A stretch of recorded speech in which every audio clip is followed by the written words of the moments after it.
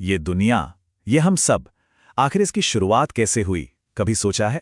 आज हम इसी बड़े सवाल का जवाब ढूंढने की कोशिश करेंगे, एक बहुत ही जानी मानी कहानी के जरिए, जब भगवान ने सब कुछ बनाया। चलिए इसे समझते हैं। तो कहानी की शुरुआत ही एक ऐसे सवाल से होती है जो शायद हम सबने कभी ना कभी खुद से पूछा होगा, आखिर हमें बनाया किसने? और यही सवाल आप देखेंगे इस पूरी कहानी की नींव है।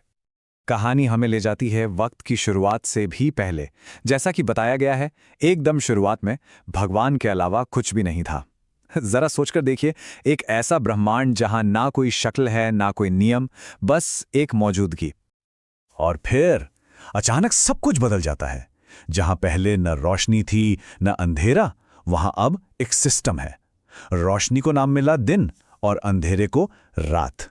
और बस इसी के साथ पहले दिन की शुरुआत हो गई। ये एक बहुत बड़ा बदलाव था, मतलब शून्यता से एक व्यवस्था की तरफ पहला कदम। तो ये सब हुआ कैसे? कहानी के मुताबिक बस 3 शब्दों से, रोशनी हो जाए। यही वो पहले शब्द थे जिनसे सब कुछ बनना शुरू हुआ। और एक चीज आप नोटिस करेंगे, हर दिन के खत्म होने पर एक लाइन बार बार आती है।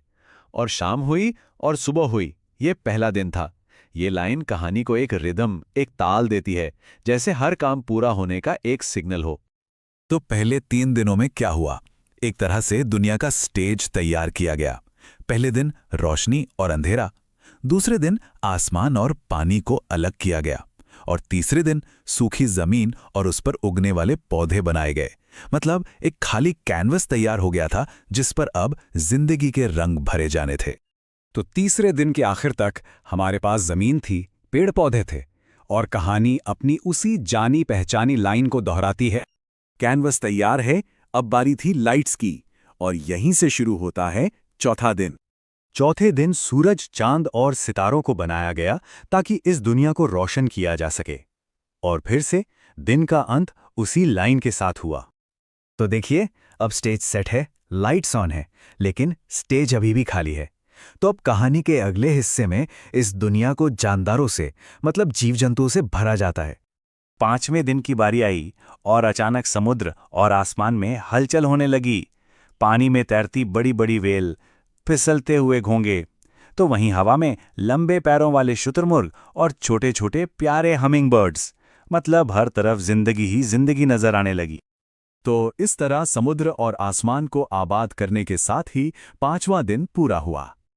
अब बारी थी जमीन की। छठे दिन जमीन पर तरह तरह के जानवर बनाए गए।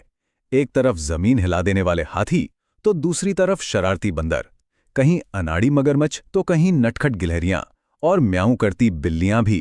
क्या कमाल की वैरायटी है ना? लेकिन रुकिए, छठे दिन का सबसे बड़ा, सबसे जरूरी काम तो अभी बाकी था। जब ये सब बन गया, तब एक ऐसी बात कही गई जिसने कहानी का पूरा फोकस ही बदल दिया। आओ हम मनुष्य को अपने स्वरूप में बनाएं। और इस ऐलान को हकीकत में बदला गया। कहानी कहती है, इसलिए भगवान ने मनुष्य को अपने ही स्वरूप में बनाया।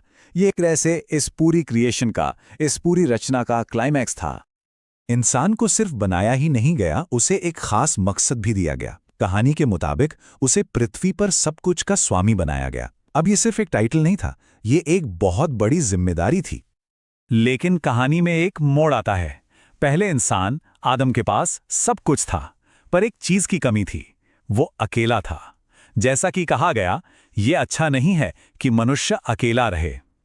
तो इस अकेलेपन को दूर करने के लिए आदम की पसली से ही एक साथी, एक स्त्री को बनाया गया। और इसी के साथ छठा दिन पूरा हुआ, जो कि क्रिएशन का आखिरी वर्किंग डे था। तो 6 दिनों की लगातार रचना के बाद कहानी में एक ठहराव आता है। 7वें दिन भगवान ने आराम किया, और इस तरह यह दिन आराम करने और सोचने का सिंबल बन गया। लेकिन ये कहानी सिर्फ ये बताकर खत्म नहीं हो जाती कि दुनिया कैसे बनी। कहानी के आखिर में पढ़ने वाले के लिए एक सीधा संदेश भी है। तो अब कहानी क्रिएशन से हटकर एक नैतिक शिक्षा की तरफ मुड़ जाती है। चलिए देखते हैं कि वो संदेश क्या है। यहां पर पाप का जिक्र आता है, और इसे बहुत ही सीधे साधे शब्दों में समझाया गया है कि पाप वो बुरे काम हैं जो लोगों ने किए हैं। तो फिर किताब में माफी पाने का एक रास्ता भी बताया गया है, जिसमें 4 स्टेप्स हैं। पहला, ये मानना कि यीशु ने मानवता के लिए जान दी। दूसरा, उनसे अपने पापों की माफी मांगना। तीसरा, उन्हें अपनी जिंदगी में जगह देना। और चौथा, ऐसा करने से एक नई हमेशा की जिंदगी मिल सकती है। और ये पूरी कहानी एक बहुत ही गहरी बात पर आकर खत्म होती है। आपके वचनों के प्रवेश से प्रकाश मिलता है। ये लाइन एक तरह से इस किताब का मकसद बताती है कि इसका काम सिर्फ कहानी सुनाना नहीं, बल्कि एक तरह की रोशनी, एक तरह का गाइडेंस देना है। तो आखिर में ये कहानी हमें किस सोच के साथ छोड़ जाती है? इसकी शुरुआत होती है कुछ नहीं से, और इसका अंत होता है हर चीज के एक मकसद पर। तो क्या ये जो सफर है शून्यता से सार्थकता तक का, क्या यही इस कहानी का असल संदेश है?